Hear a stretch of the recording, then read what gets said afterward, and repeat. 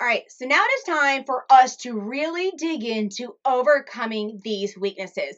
You've already seen the high level overview of it, and I really honestly did give you some really good points in the last video. Like the formula on marketing, giving you permission to do just a skeletal business plan. I'm going to dig in a lot more specifically in this video. We've included timestamps below so you can just fast forward to your weakness if you want. But I do highly encourage that you go through and listen to all the weaknesses and those tips because there is some crossover. I'm going to be referencing how I put together business planning and marketing together, as well as the pricing and sales. And of course, legalities are just there. All right, let's go ahead and dig in. The first weakness is business planning, but I also want to wrap up some marketing planning in here as well because I don't feel like you can have one without the other. So I'm going to walk through my structure of how I approach both planning, and then I'll split it out kind of how I approach very specific tasks for business planning and very specific tasks for marketing. So one of the things that I like to do is sit back, and as we talked about in the last video, we have our USP, our unique selling proposition, and also our client avatar. We're going to put that up on the wall above our desk so we can look and see what that looks like as we think about developing for the next 12 months. I like to work calendar year from January to December, but you can start at any time. I don't want you to sit around and wait, but go ahead and maybe append the next year onto this as well. I sit and look and just get a piece of paper out and write January, February, March, April, May, June, July, all the way through. It doesn't have to be fancy. And I encourage you to not be in a computer when you do this. I mean, you could type it. I feel like it's easier to sit here and write it out because I'm going to give you some ways to draw arrows here in a minute. Remember, we're combining business planning with marketing planning. So the very first side with business planning, we want to think about, okay, what are some main goals for the year? Well, obviously, we want to cover our cost of doing business. So if you don't have your CODB, this is a crossover to pricing and sales, you need to go ahead and get your cost of doing business taken care of. And from there, we want to identify also how much we actually want to photograph this year, because that is also going to impact how our pricing works. And that's also going to impact how our goals work for the year. All right, so I'm going to talk a bit more pricing and sales when I get to there. Just keep in mind, if you're high volume, you're going to be probably working at a lower rate, higher volume, and your promotions, like we're going to talk about here in a minute when we get digging to the specific months, might vary. There might be a shorter or longer timeline. You'll see what I mean by that here in a second. So sit here and think about your goals for the year. We want to look at our total revenue goal. We want to make sure we have our cost of doing business nailed down, and that also includes the amount of time that we're working. So here's a little side project for you to do right now. Instead of just sitting here and writing, make note on your to-do list that you want to go and you're going to do what's called like a business time tracking activity. Let's call it something more fun. Maybe like trimming excessive cat meme gift time on the internet. Because what I want you to do is I want you to sit down and document for maybe an entire regular work week what you do every single day, all day. All day, because I want you to see how much time you put into different activities. Think of it this way. And I bring this to the forefront because I'm an athlete and oftentimes I have to make sure I'm getting the right nutrients into my body. Or if you're looking to lose weight, you get an app like MyFitnessPal or you track your calories because calories in, calories out. Well, if I'm not tracking, it's easy for me to graze all day, eat whatever I want and be like, oh, why am I not muscling up? Why am I not losing weight? Why is my goal not being achieved here? But when I sit and write it all down, I then realize, oh my goodness, because I didn't have one Snickers bar, I had 3, right? And so that is the kind of thing I want you to apply for your business aspect here, because that's going to directly impact your business revenue, because that's going to increase your business hours in the available business hours for you to work. So we're business plan. We're not just looking at the metrics of how much money we need to make, how much money we want to make, and how much time typically goes into a session from beginning to end. And I'm not just talking about the actual session. I'm talking about the time invested from inquiry all the way through delivery, including editing time and all of that. You want to formulate all of that down. Then you're going to be able to understand where all your time is going. And it also will help you to adjust within your business plan if you want to, if you only have a certain amount of hours, because we all do, and you're not able to fit the amount of clients that you need, then you're going to be able to make the choice to increase the pricing, which is also going to directly correlate to our marketing. Get that in a second. So business planning, we got January through December. I want you to sit and write your overall year goal, your quarterly goal, and then maybe your monthly goal of each of the things that I just talked about. And also not just goal, but like the costs and expenses they're going to go out per month. If you have stuff like subscriptions, just let's assume you're going to have them for the rest of the year. So go ahead and put them onto each month of the CODB that you're going to have. If you're not sure, it's probably a subscription you don't need to have. One of the things that I recommend when I'm looking at my business planning and evaluating my pricing and sales, I go, how do I make more money without having to do more work here? Which we'll talk about in the marketing stuff. But I look at trimming the fat of the subscriptions that I'm not necessarily using. Or I get in and I get what I need and I get out of that subscription. All right. Same thing for equipment. If I'm looking to see that I have tons of equipment laying around and I don't have a session booked in the next 3 months or 6 months and I haven't used it in the last 3 months, get rid of it, right? Unless you are booked for that job or you are going to be actively marketing for a job that you need that equipment for, sell it, get rid of it, and reinvest it in your business. So that's a good little structured approach, not just for the business planning, but also for the pricing and sales aspect, because that will directly impact your cost of doing business when you're structuring your collections and all of that. So that's all in the business planning phase. Those numbers are going to go there. So maybe put those on the left-hand side of the page. And then on the right-hand side, we want to sit and look every month and go, okay, what are the big seasons or the big holidays that are coming up? What I mean by this is if you are a portrait photographer, general portrait family photographer, let's go there. Family photographer, and you know that some of your biggest times of the year or when people are getting ready for Christmas card photos, you're going to want to write in there that not only do you want to identify the last day that you want to be photographing, but really when you want clients to be acting on and having those sessions. So let's think about this way. We probably typically want to have all of our sessions done, editing and everything out the door by Thanksgiving. So you have time to get products in and get shipped off to everyone before Christmas. That gives you a good almost 30-day buffer there, depending on when Thanksgiving falls. And P.S., this is for the United States, obviously, but you guys can align with our calendar as well. So it's typically the last weekend of Thanksgiving was when we have of November, when we have our Thanksgiving, Black Friday, Cyber Monday, and all that hullabaloo. It's typically when I would like to have all my stuff taken care of because it gives me that buffer of getting products and stuff out the door to clients for them to have for Christmas. So let's reverse engineer this. We're going to write in there on our little plan that we just wrote out, January through December, that make a little note, want to be done here. Okay, so let's reverse engineer that. We know that it takes a good 3 to 4 months of many touch points for clients to start acting on our calls to action of good, solid marketing. All right, so what does that mean? Well, if I'm wanting to be done photographing, it's going to be the end of November. When do I really want to have my heavy season of photographing for family sessions? Let's start maybe October. So 1st of October through the end of November. You could even back it up to September a little bit. I'm going to stick with October 1 through about November 30th. It's going to be my focus photography time. That is going to shift depending on where you live and what your approach is in that. But we're getting a structure here. All right, so put little brackets between where you said the last day you wanted to be photographing and put it up to the first day you want to be, and just make a note and put like Christmas card season. From there we go, okay, if it takes a good 3 to 4 months for my clients or potential clients to buy into me, I'm having October 1st start date is when I would really like to start photographing for this specific promotion, Christmas card season, right? That's what I love to call it.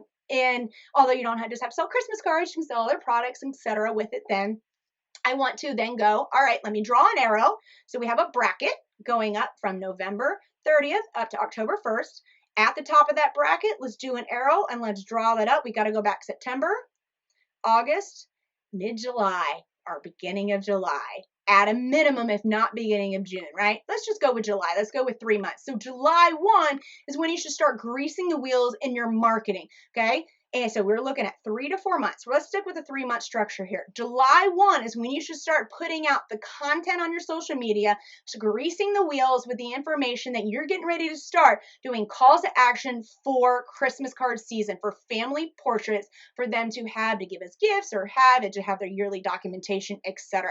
What that means is you are going to sit there and you're going to write in July 1 on your calendar. It's time for me to start weekly putting out posts on my blog and or social media. You can do microblogging on Instagram, and you want to start fine tuning that. Putting out content such as how do I get prepped for my fall family portrait session? What types of things can I buy? What products can I buy? I being the client, not you, the photographer. What can I, as the client, purchase from my photographer in order to sell, or I'm sorry, to give to my family members?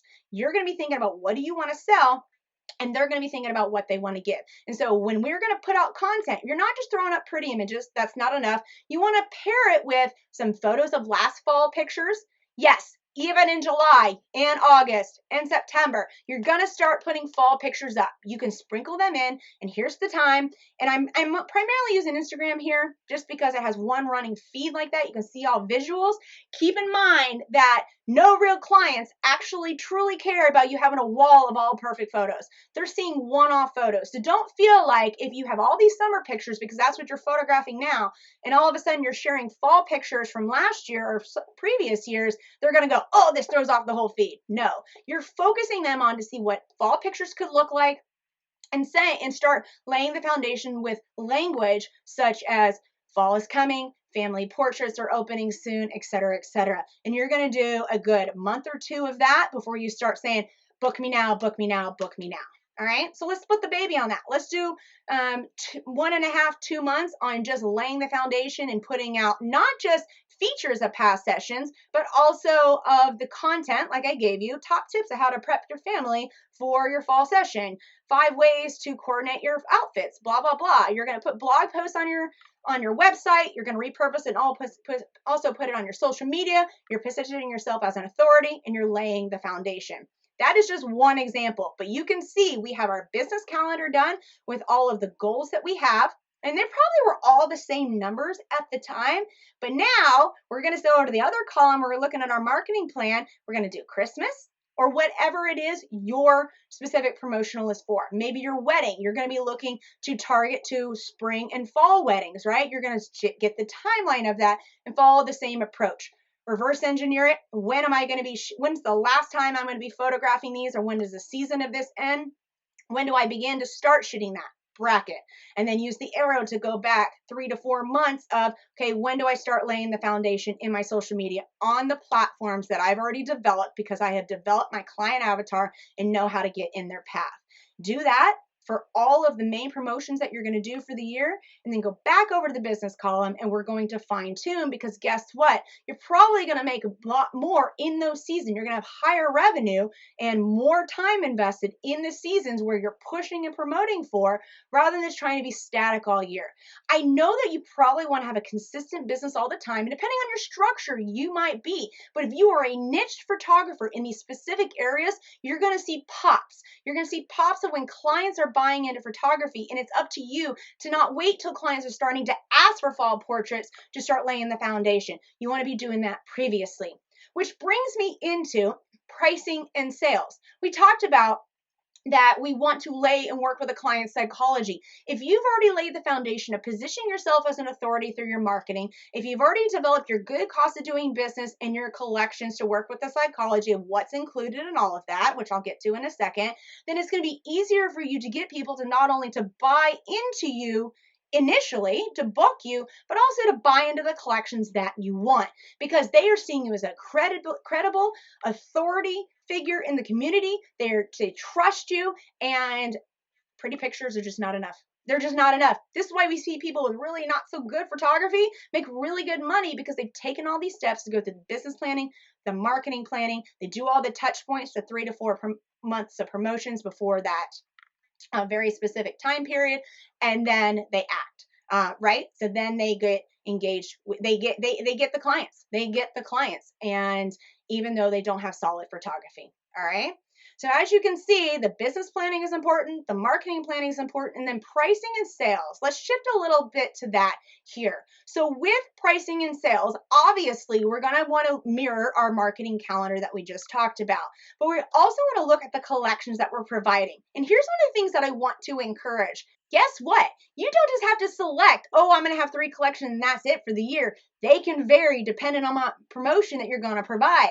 Example, maybe you're a general portrait photographer, right? Maybe you like to do boudoir and also family photography. So in the fall, just like the structure that I provided you, you do family promotion, family picture promotion. In the winter, as you're gearing up to boudoir, you do boudoir promotions then. That is okay. And your collections are going to vary, right? Because you're going to do a specific type of product for boudoir that you might not necessarily do for general portrait type stuff like families. They might be the same, they might not. Just notice you can give yourself permission to create the different categories of what you're photographing. But I think the biggest tips that I can give on the pricing and sales aspect is you have to have your unique selling proposition down. You have to also know who you're talking to. We didn't get in too much on the marketing planning about developing of a client avatar because I have additional resources. It's a really big exercise for you to walk through.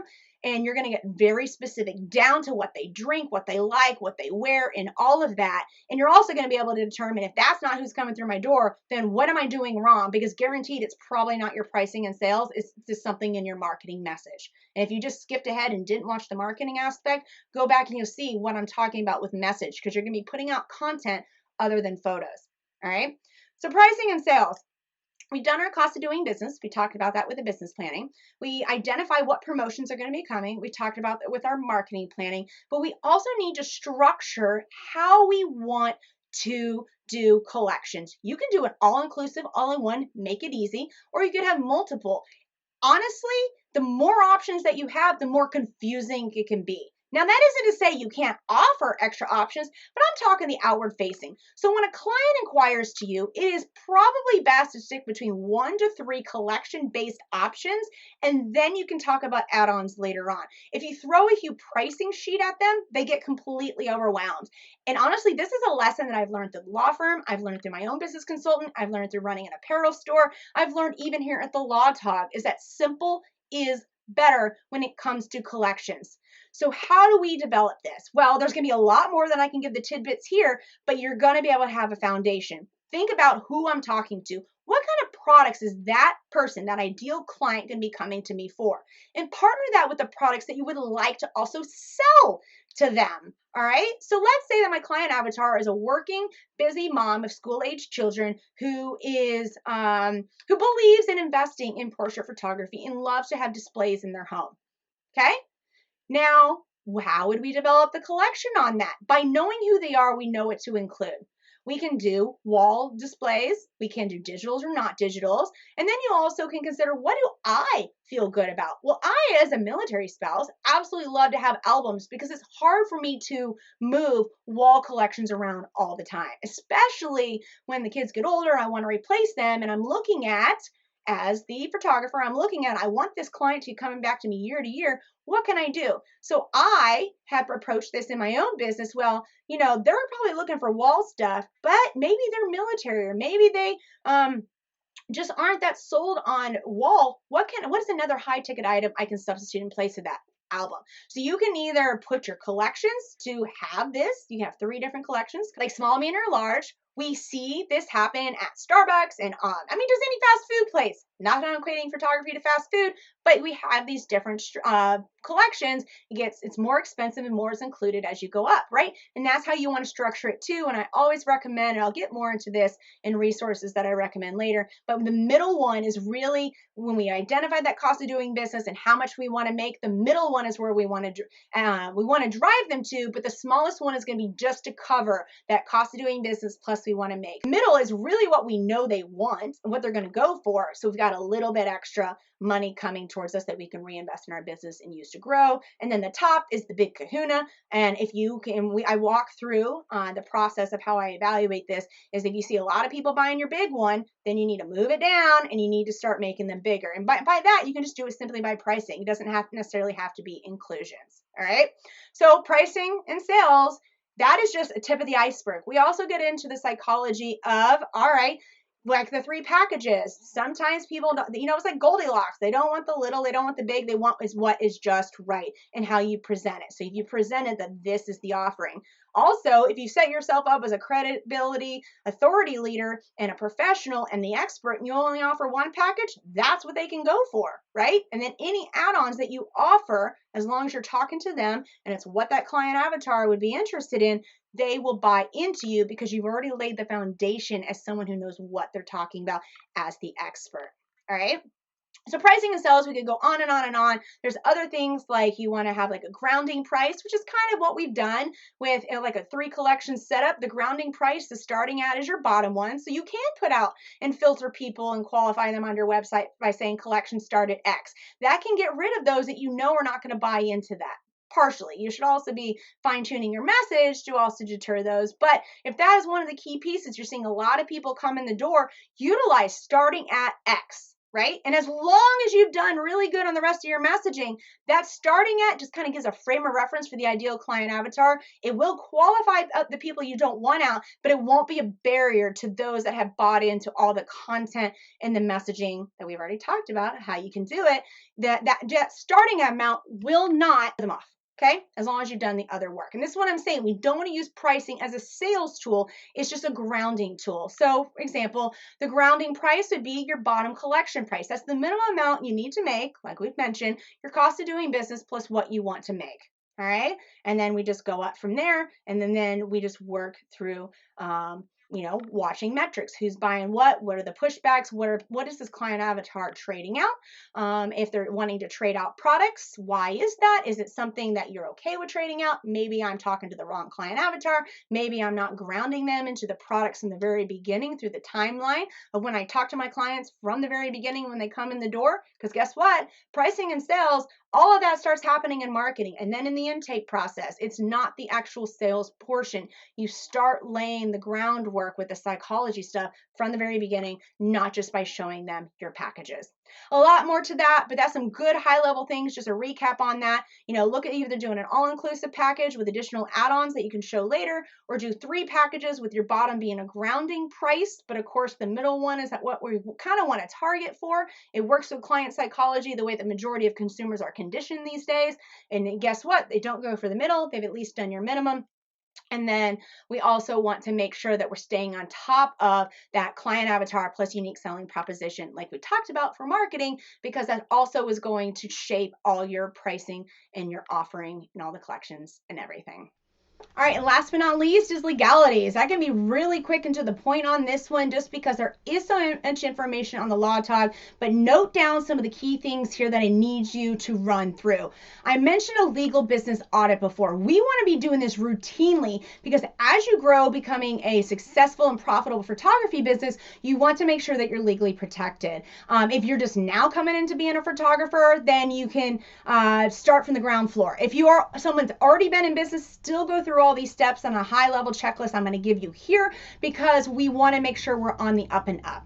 So the very first thing is we want to start with what is the business name that we want to use. It is not enough that you just choose a random name. We want to make sure we're doing the proper searches so we're not infringing upon someone else. One of the common things that I see here is that many people use their own name, which is fine. You want to be a personal brand, you use your own name, but guess what? You don't have to have your own name put on the business in order for people to connect you to it. Look at the LawTog. I go to non-photography conferences and people will see my name, Rachel Branke, and they'll go, oh, you own the LawTog.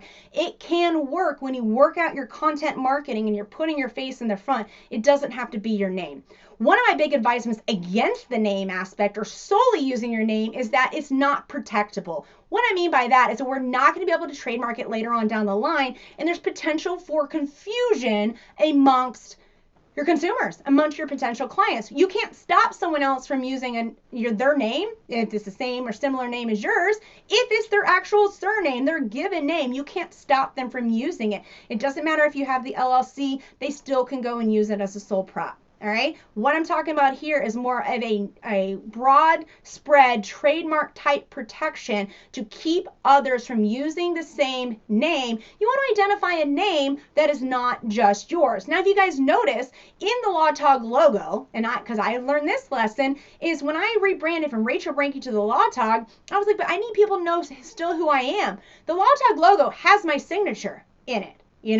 So I was able to actually register the logo, the TheLawTog, with my name. I was able to achieve the connection between the TheLawTog and who I am, but the TheLawTog itself is protectable, whereas Rachel Branke is not protectable by itself because it's a surname. All right. So when you're thinking about a business name, I want you to think about something distinct, but no, you can do like Crystal Clear Photography. That's a really bad one because there's so many of those, but I'm not bad name. I mean, bad example. Crystal Clear Photography by Rachel Branke. All right. So you could do that as a good transitionary period. And if you're already like an LLC set up with a certain name, you could always file what's called a doing business as or fictitious name. So number one, choosing your business name is really important because later on down the line, hopefully sooner than later, I want you to reduce consumer confusion. The internet makes the world small. I want you to be the only kind, and you've worked so hard developing a brand, you don't want someone else riding on the coattails of that or imparting their bad reputation on you, and I see it all the time.